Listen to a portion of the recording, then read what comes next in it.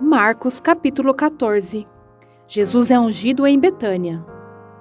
Faltavam apenas 2 dias para a Páscoa e para a festa dos pães sem fermento. Os chefes dos sacerdotes e os mestres da lei estavam procurando um meio de flagrar Jesus em algum erro e matá-lo, mas diziam: "Não durante a festa, para que não haja tumulto entre o povo." Estando Jesus em Betânia, reclinado à mesa na casa de um homem conhecido como Simão, o leproso, aproximou-se dele certa mulher com um frasco de alabastro contendo um perfume muito caro, feito de nardo puro. Ela quebrou o frasco e derramou o perfume sobre a cabeça de Jesus. Alguns dos presentes começaram a dizer uns aos outros, indignados: "Por que esse desperdício de perfume? Ele poderia ser vendido por 300 denários e o dinheiro ser dado aos pobres." E a repreendiam severamente. "Deixa-na em paz", disse Jesus. "Por que estão a perturbando?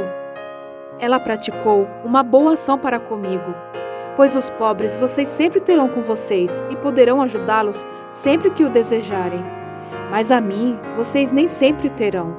Ela fez o que pôde, derramou o perfume em meu corpo antecipadamente, preparando-o para o sepultamento. Eu lhes asseguro que onde quer que o evangelho for anunciado em todo o mundo, também o que ela fez será contado em sua memória." Então Judas Iscariotes, um dos 12, dirigiu-se aos chefes dos sacerdotes, a fim de lhes entregar Jesus. A proposta muito os alegrou, e lhe prometeram dinheiro. Assim ele procurava uma oportunidade para entregá-lo.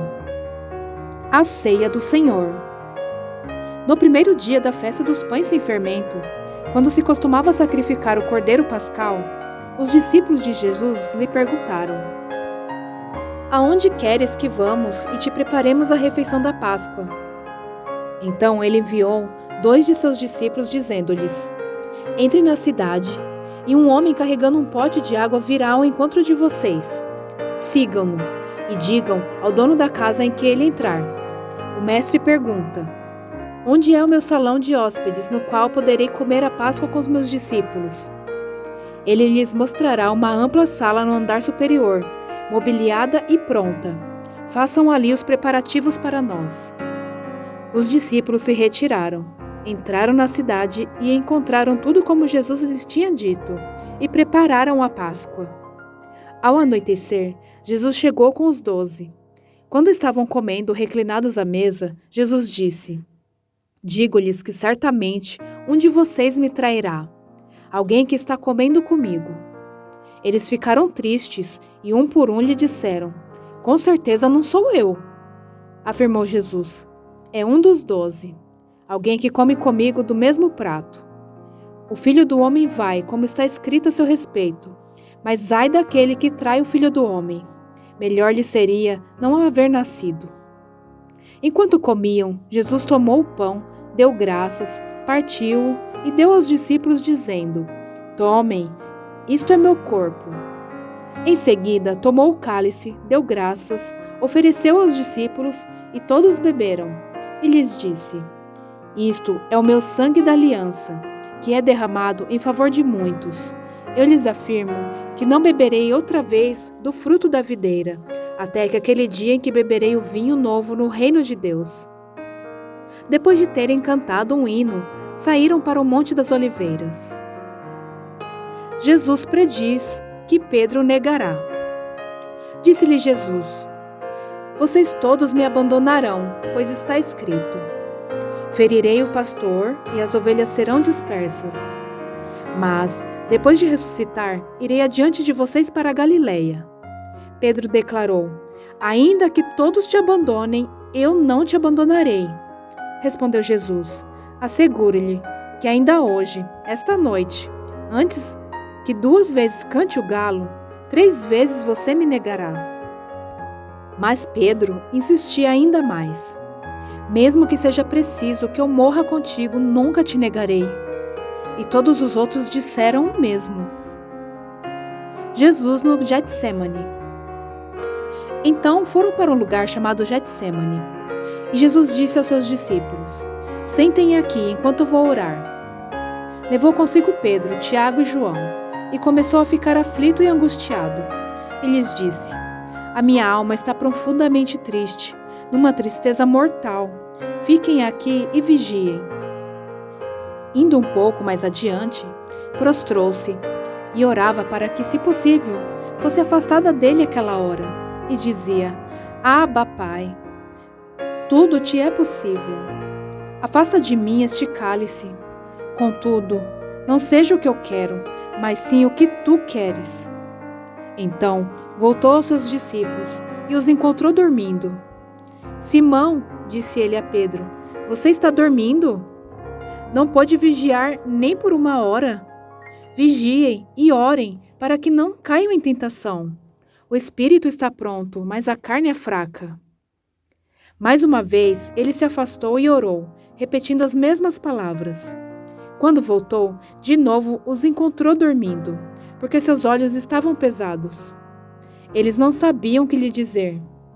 Voltando pela terceira vez, ele lhes disse: Vocês ainda dormem e descansam? Basta, chegou a hora. Eis que o Filho do Homem está sendo entregue nas mãos dos pecadores. Levantem-se e vamos. Aí vem aquele que me trai.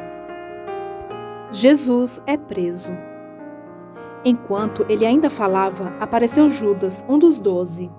Com ele estava uma multidão armada de espadas e varas, enviada pelos chefes dos sacerdotes, mestres da lei e líderes religiosos. O traidor havia combinado um sinal com eles. Aquele a quem eu saudar com um beijo é ele. Prendam-no e levem-no em segurança. Dirigindo-se imediatamente a Jesus, Judas disse: Mestre! E o beijou. Os homens agarraram Jesus e o prenderam. Então, um dos 12 que estava por perto puxou a espada e feriu o servo do sumo sacerdote, decepando-lhe a orelha. Disse Jesus: Estou eu chefiando alguma rebelião para que vocês venham me prender com espadas e varas? Todos os dias eu estive com vocês, ensinando no templo, e vocês não me prenderam? Mas as escrituras precisam ser cumpridas. Então todos o abandonaram e fugiram. Um jovem, vestindo apenas um lençol de linho, estava seguindo Jesus. Quando tentaram prendê-lo, ele fugiu nu, deixando o lençol para trás. Jesus diante do sinédrio. Levaram Jesus ao sumo sacerdote, e então se reuniram todos os chefes dos sacerdotes, os líderes religiosos e os mestres da lei. Pedro o seguiu de longe até o pátio do sumo sacerdote. Sentando-se ali com os guardas, e esquentava-se junto ao fogo. Os chefes dos sacerdotes e todo o sinédrio estavam procurando depoimentos contra Jesus, para que pudessem condená-lo à morte. Mas não encontraram nenhum. Muitos testemunharam falsamente contra ele, mas as declarações deles não eram coerentes. Então se levantaram alguns e declararam falsamente contra ele. Nós o ouvimos dizer: Destruirei este templo feito por mãos humanas e em 3 dias reconstruirei outro, não feito por mãos de homens. Mas nem mesmo assim o depoimento deles era coerente. Depois o sumo sacerdote levantou-se diante deles e perguntou a Jesus: Você não vai responder à acusação que eles lhe fazem? Mas Jesus permaneceu em silêncio e nada respondeu. Outra vez o sumo sacerdote lhe perguntou: Você é o Cristo, o Filho do Deus bendito? Sou, disse Jesus. E vereis o Filho do Homem assentado à direita do Poderoso, vindo com as nuvens do céu. O sumo sacerdote, rasgando as próprias vestes, perguntou: Por que precisamos de mais testemunhas? Vocês ouviram a blasfêmia? Que acham? Todos o julgaram digno de morte. Então, alguns começaram a cuspir nele.